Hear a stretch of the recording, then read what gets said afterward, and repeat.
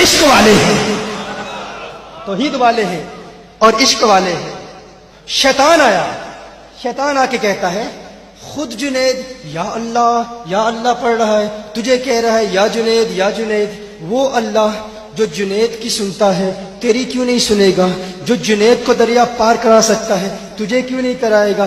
تو یا اللہ کہہ، وہ یا اللہ کہتا ہے، تو یا جنید کیوں کہہ رہا ہے؟ اس نے کہا اچھا بات تو درست ہے۔ اب یہ اس کے ایمان کا امتحان تھا، اگر اس وسوسے میں مبتلا ہو جاتا، مثال کے طور پر یہ بڑا ہی ڈینجرس خطرناک مرحلہ تھا، اگر وہ یہ کہتا اللہ مدد نہیں کر سکتا تو کافر ہو جاتا۔ تو اس نے فوراً کہا ٹھیک ہے میں بھی یا اللہ کہتا ہوں۔ کہتا ہے یا اللہ، ایک مرتبہ یا اللہ کہا، فوراً پانی میں ڈوب گیا۔ اب ڈوب رہا ہے، کیوں ڈوب رہا ہے؟ اس لیے نہیں کیونکہ یا اللہ کہا، اس لیے کہ کس کی سن کر کہا۔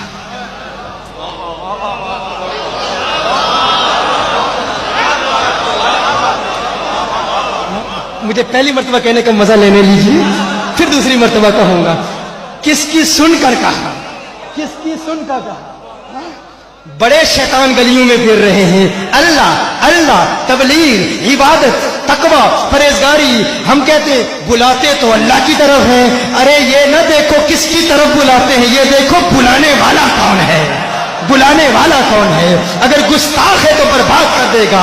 جنید بغدادی وہ دیکھتے ہیں، اس نے کہا یا اللہ، ڈوب رہا ہے، کہتا ہے حضرت بچائیے۔ جنید بغدادی فرماتے ہیں تجھے کہا ہے یا جنید کہہ، اس نے فوراً کہا یا جنید، پھر پانی پر چل رہا ہے۔ اب ذہن میں وسوسہ تو پیدا ہو گیا کہ یہ کیا بات ہے، یا جنید کہہ رہا ہوں، پانی پر چل رہا ہوں، یا اللہ کہہ رہا ہوں، ڈوب رہا ہوں۔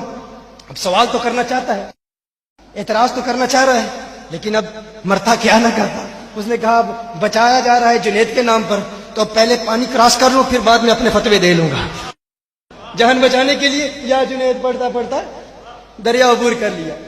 جب جاتا ہے تو کہتا ہے جنید بغدادی ماجرا کیا ہے؟ میں نے اللہ کا نام لیا تو میں ڈوب رہا تھا، آپ کا نام لیا تو بچ گیا۔ فرمایا تو ابھی جنید تک نہیں پہنچا، اللہ تک پہنچنے کی باتیں کر رہا ہے۔